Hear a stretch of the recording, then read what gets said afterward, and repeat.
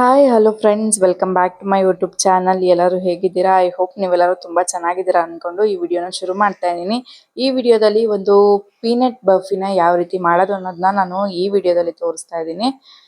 ಯಾವ ರೀತಿ ಮಾಡೋದು ಅನ್ನೋದನ್ನ ನೋಡೋಣ. ಇದಕ್ಕೆ ಏನಿಲ್ಲ, ಜಸ್ಟ್ 2 ಇಂಗ್ರೀಡಿಯೆಂಟ್ಸ್ ಅಷ್ಟೇ ಬೇಕಾಗೋದು, ಬೇರೆ ಏನು ಬೇಕಾಗಲ್ಲ.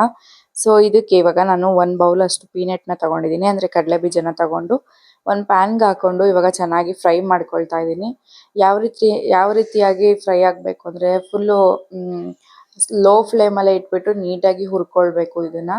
ಅಂದರೆ ಜೋರಾಗಿಟ್ಟರೆ ಫುಲ್ಲೆಲ್ಲ ಮೇಲೆಲ್ಲ ಸಿಪ್ಪೆಲ್ಲ ರೋಸ್ಟ್ ಆಗುತ್ತೆ, ಹಾಗೆ ಕಡಲೆ ಬೀಜನೂ ಅಷ್ಟೇ, ಅವಾಗ ಸೀದೋಗಿರೋ ಸ್ಮೆಲ್ಲೇ ಬರ್ತಾ ಇರುತ್ತೆ. ಸೊ ಹೀಗಾಗಿ ನಾವು ಆದಷ್ಟು ನಿಧಾನ ಲೋ ಫ್ಲೇಮಲ್ಲೇ ಇಟ್ಟು ಫ್ರೈ ಮಾಡ್ಕೊಳ್ಬೇಕು. ಹಾಗೆ ಫ್ರೈ ಮಾಡ್ತಾ ಮಾಡ್ತಾ ಸಿಪ್ಪೆ ಎಲ್ಲ ಏನಿದೆ ಅಲ್ಲ ಅದೆಲ್ಲ ಅದೇ ಬಿಟ್ಕೊಳ್ತಾ ಬರುತ್ತೆ. ಇದನ್ನು ಚೆನ್ನಾಗಿ ಹುರ್ಕೊಳ್ಬೇಕು. ಹಾಗೇನೆ ನೋಡಿ, ಈ ರೀತಿಯಾಗಿ ನಿಧಾನ ಉರಿಯಲ್ಲೇ ಇಟ್ಟು ಹುರ್ಕೊಳ್ಳಿ. ಏನಿಲ್ಲ ಅಂದರೆ ಒಂದು 10 ನಿಮಿಷನಾದರೂ ತಗೊಳುತ್ತೆ ನೀಟಾಗಿ ಹುರ್ಕೊಳ್ಳೋಕ್ಕೆ. ಈಗ ಇದೆಲ್ಲ ಹುರ್ಕೊಂಡಿದ್ದೆಲ್ಲ ಆದಮೇಲೆ ಒಂದು ತಟ್ಟೆಗೆಲ್ಲ ಹಾಕ್ಕೊಂಡು ಆರಕ್ಕೆ ಅಂತ ಹೇಳಿ ಬಿಟ್ಬಿಡ್ತೀನಿ. ಸ್ವಲ್ಪ ಹೊತ್ತು ತಣ್ಣಗಾಗಲಿ. ಅದಾದಮೇಲೆ ಏನು ಸಿಪ್ಪೆ ಇದೆ ಅದನ್ನೆಲ್ಲ ಬಿಡಿಸ್ಕೊಂಡ್ರೆ ಆಯಿತು ಅಂತ ಹೇಳಿ ನೋಡಿ, ಈ ರೀತಿ ಸ್ವಲ್ಪ ಹೊತ್ತು ಬಿಸಿ ಇದೆಯಲ್ಲ, ಸ್ವಲ್ಪ ಆರಕ್ಕೆ ಅಂತ ಹೇಳಿ ಬಿಟ್ಬಿಡ್ತೀನಿ. ಆರಿದಾದ್ಮೇಲೆ ಇದನ್ನೆಲ್ಲ ಸಿಪ್ಪೆ ಎಲ್ಲ ಬಿಡಿಸ್ಕೊಂಡ್ರೆ ಆಗುತ್ತೆ. ಈಗ ಸ್ವಲ್ಪ ಹೊತ್ತು ನೋಡಿ ಹಂಗೆ ಬಿಟ್ಕೋತಾ ಇದೆ ಸಿಪ್ಪೆ, ಬಟ್ ಆದರೂ ಸ್ವಲ್ಪ ಬಿಸಿ ಇರುತ್ತಲ್ಲ, ಹಂಗೆ ಅದಕ್ಕೆ ತಣ್ಣಗಾಗಲಿ ಅಂತ ಹೇಳಿ ಒಂದು ತಟ್ಟೆಗೆ ಹಾಕ್ಬಿಟ್ಟು ಬಿಡ್ತಾ ಇದ್ದೀನಿ. ನೋಡಿ, ಇವಾಗ ತಣ್ಣಗಾದ್ಮೇಲೆ ಈ ರೀತಿಯಾಗಿ ಸಿಪ್ಪೆ ಎಲ್ಲಾನು ಬಿಡಿಸ್ಕೋಬೇಕು. ಇಷ್ಟು ನೀಟಾಗಿ ಈಸಿಯಾಗಿ ಬಿಟ್ಕೊಳ್ಳುತ್ತೆ. ನೋಡಿ, ಈ ಥರ ಫುಲ್ಲು ರೋಸ್ಟ್ ಆಗಿರಬಾರ್ದು. ನೋಡಿ, ಈ ಥರ ಸ್ವಲ್ಪ ಬ್ರೌನ್ ಆಗಿದ್ರೆ ಸಾಕು ಕಡಲೆ ಬೀಜ. ಅಂದರೆ ಗೊತ್ತಾಗುತ್ತಲ್ಲ ಹುರ್ಕೊಂಡಾಗ. ಈ ರೀತಿ ಸಿಪ್ಪೆ ಎಲ್ಲಾನು ಬಿಡಿಸ್ಕೊಂಡು ಈಗ ಏನು ನಾವು ಸೋಸ್ತೀವಲ್ಲ, ಅಂದರೆ ಏನಾದರೂ ತಿಂಡಿ ತೆಗಿಬೇಕಾದ್ರೆ ಇರುತ್ತಲ್ಲ, ಏನಂತಾರೆ ಜಾಲರಿನ ಏನಂತಾರೆ, ಅದರಲ್ಲಿ ಇವಾಗ ಕಡಲೆ ಬೀಜನೆಲ್ಲ ನೋಡಿ ಈ ರೀತಿ ಹಾಕೋಬಿಟ್ಟು ಸಿಪ್ಪೆ ಎಲ್ಲ ಕೆಳಗಡೆ ಉದುರುತ್ತೆ. ಇನ್ನು ಕಡಲೆ ಬೀಜ ಎಲ್ಲ ಈ ರೀತಿ ಬರುತ್ತೆ. ಅದನ್ನು ಸ್ವಲ್ಪ ಒಂದು ಬೌಲ್ಗೆ ಎತ್ತಿ ಇಟ್ಕೊಳ್ಳೋವಂಥದ್ದು. ಇವಾಗ ನಾನು ಇದನ್ನು 2 ಸತಿ ಇದೇ ಥರನೇ ಮಾಡ್ತೀನಿ, ಯಾಕೆಂದರೆ ಸಿಪ್ಪೆ ಸ್ವಲ್ಪ ಹಾಗಾಗಿ ಉಳ್ಕೊಂಡಿದ್ದಿಲ್ಲ. ಸೊ ಹೀಗಾಗಿ ಇನ್ನೊಂದು ರೌಂಡು ಇದೇ ಥರನೇ ಮಾಡ್ಕೊಳ್ತೀನಿ. ಫಸ್ಟ್ ಏನು ಸಿಪ್ಪೆ ಇದೆ ಅದನ್ನೆಲ್ಲ ತೆಗೆದು ಹಾಕ್ತೀನಿ. ನೋಡಿ, ಈ ಥರ ಇನ್ನೂ ಸಿಪ್ಪೆ ಉಳ್ಕೊಂಡಿದೆ, ಅದನ್ನ ಇನ್ನೊಂದು ರೌಂಡ್ ಮಾಡ್ಕೊಳ್ತೀನಿ ಆ ಥರ. ಈಗ ಅದೇ ಪ್ಯಾನ್ಗೆ ಇವಾಗ ನಾನು ಬೆಲ್ಲನ ಕರಗಕ್ಕೆ ಅಂತೇಳಿ ಇಟ್ಟಿದ್ದೀನಿ. ಬೆಲ್ಲ ಪೌಡರ್ ಮಾಡಿ ಇಟ್ಕೊಂಡಿದ್ದೆ ನಾನು, ಅಂದರೆ ತುರಿದ್ಬಿಟ್ಟು ಇಟ್ಕೊಂಡಿದ್ದೆ. ಅದು ನೀವು ಯಾವ ಬೆಲ್ಲ ಬೇಕಾದರೂ ತಗೋಬೋದು, ನಿಮ್ಮ ರುಚಿ ನೋಡಿಕೊಂಡು. ಇದಕ್ಕಿವಾಗ ಸ್ವಲ್ಪ ನೀರು ಹಾಕ್ಕೊಂಡು ಬೆಲ್ಲನ ಕರಗಿಸ್ಕೊಳ್ತಾ ಇದ್ದೀನಿ. ಇದು ಪ್ರೊಸೀಜರು ಹಾಗೆ ಮುಗಿಯಲ್ಲ, ನೋಡ್ಕೊಳ್ಳಿ. ಹಾಗೆ ಸ್ವೀಟ್ ಎಷ್ಟು ಬೇಕು ಏನು ಅಂತೇಳಿ ಪ್ರೊಸೀಜರ್ ಸ್ವಲ್ಪ ಜಾಸ್ತಿ ಇರ್ಬೋದು, ರುಚಿ ಮಾತ್ರ ಅಷ್ಟೇ ಚೆನ್ನಾಗಿರುತ್ತೆ.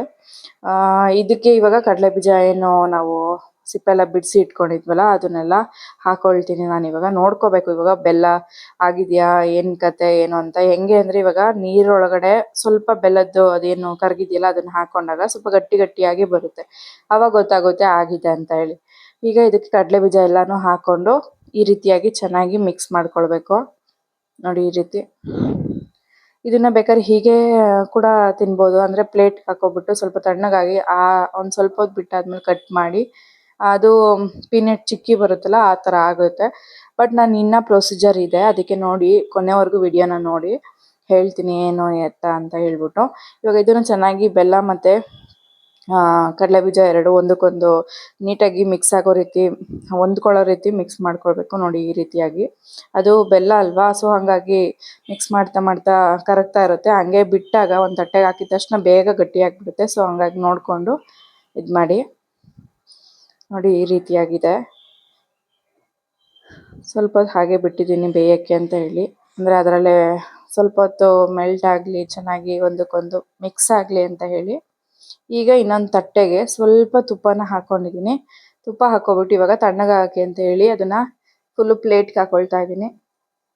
ನೀವು ಹಾಗೆ ಬೇಕಾದರೂ ಅದನ್ನು ಕಟ್ ಮಾಡ್ಕೊಳ್ಬೋದು, ಅಂದರೆ ಹೇಳಿದ್ನಲ್ಲ ಪೀನಟ್ ಚಿಕ್ಕಿ ಆಗುತ್ತೆ ಆ ರೀತಿ. ಇವಾಗ ನಾವು ₹1 ಒಂದು ಕೊಟ್ಟು ತಿಂತಾಯಿದ್ವಿ ಆವಾಗ ನಾವು, ಇವಾಗ ₹5 ಆಗಿದೆ. ಕಡಲೆ ಬರ್ಫಿ ಏನು ಹೇಳ್ತೀರಾ, ಕಡಲೆ ಬೀಜ ಬರ್ಫಿ ಹೇಳ್ತೀವಲ್ಲ ಆ ಥರ, ಅದರಲ್ಲೇ ಒಂದು 2 ಥರ ಏನೋ ಬರೋದು, ತುಂಬ ಚೆನ್ನಾಗಿರೋದು ಮಾತ್ರ. ನಿಮ್ಗೆ ಯಾವ ಥರ ಬರ್ಫಿ ಇಷ್ಟ ಆಗುತ್ತೆ ಅಂತೇಳಿ. ಈ ಥರ ಕಡಲೆ ಬೀಜ ಹಾಗೆ ಮಧ್ಯದಲ್ಲಿ ಸಿಗೋ ಅಂಥದ್ದು ಇಷ್ಟ ಆಗುತ್ತಾ, ಇಲ್ಲಾಂದರೆ ಫುಲ್ಲು ನೈಸಾಗಿರುತ್ತಲ್ಲ, ಅಂದರೆ ಗ್ರೈಂಡ್ ಮಾಡಿರ್ತಾರಲ್ಲ ಆ ಥರದ್ದು ಇಷ್ಟ ಆಗುತ್ತಾ ಅಂತ ಹೇಳಿ. ನನಗಂತೂ ಆ ಥರ ನೈಸಾಗಿರ್ತಿತ್ತಲ್ಲ ಆ ಥರದ್ದು ತುಂಬ ಇಷ್ಟ ಆಗುತ್ತೆ ಇದಕ್ಕಿಂತ.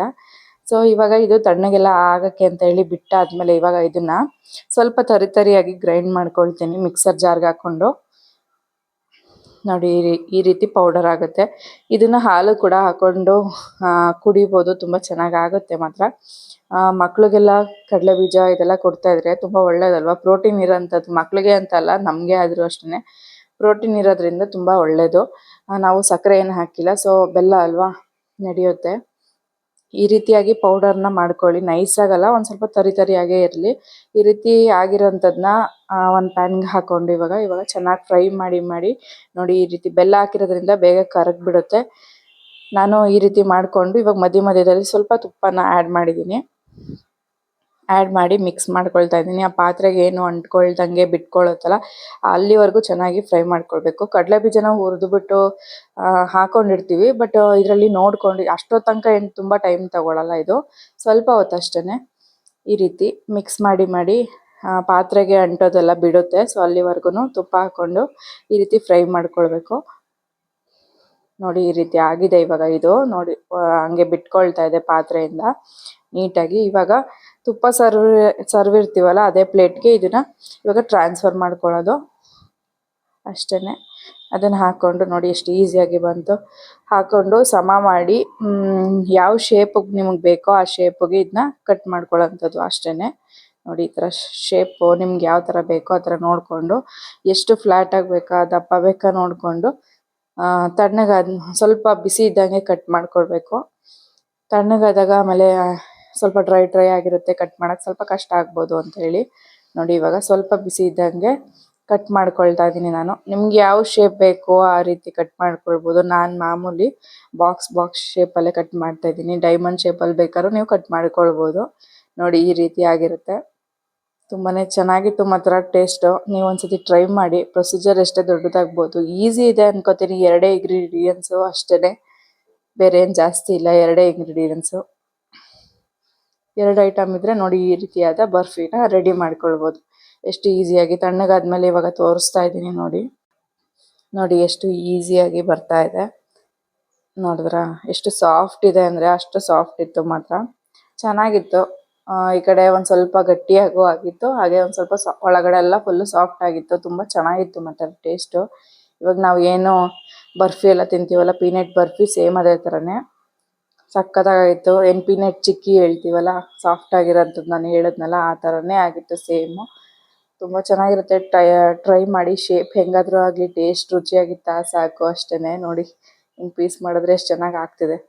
ಇನ್ನೂ ಒಂದು ಸ್ವಲ್ಪ ತಣ್ಣಗೆ ಬಿಟ್ಟರೆ ಆಗುತ್ತೆ. ಒಂದು 4 ಅವರ್ ಆದರೂ ಬಿಡಬೇಕು. ನಾನಿಲ್ಲಿ 1-2 ಅವರ್ಗೆ ಕಟ್ ಮಾಡಿ ತೋರಿಸ್ತಾ ಇದ್ದೀನಿ ನಿಮಗೆ. ತುಂಬ ಚೆನ್ನಾಗಿರುತ್ತೆ. ಬರೀ 2 ಐಟಮ್ ಹಾಕಿ ಮಾಡೋವಂತಹ ಈ ಬರ್ಫಿ ಹೇಗಿತ್ತು ಅನ್ನೋದನ್ನ ನೀವು ನನಗೆ ಹೇಳಿ. ನೀವು ಕೂಡ ಮನೆಯಲ್ಲಿ ಟ್ರೈ ಮಾಡಿ ಹೇಗೆ ಬಂತು ಏನು ಅನ್ನೋದನ್ನ ನನಗೆ ಕಮೆಂಟ್ ಮುಖಾಂತರ ತಿಳಿಸಿ. ಹಾಗೆ ನನ್ನ ಚಾನಲ್ನ ನೋಡ್ತಾ ಇರಿ, ಲೈಕ್ ಮಾಡಿ, ಶೇರ್ ಮಾಡಿ. ಇನ್ನು ಚಾನಲ್ನ ಸಬ್ಸ್ಕ್ರೈಬ್ ಆಗದೇ ಇದ್ದರೆ ಪ್ಲೀಸ್ ಸಬ್ಸ್ಕ್ರೈಬ್ ಮಾಡ್ಕೊಳ್ಳಿ. ನೋಡ್ತಾ ಇರಿ ನನ್ನ ಚಾನಲ್ನ. ಸಿಗ್ತೀನಿ. ಬಾಯ್, ಟೇಕ್ ಕೇರ್.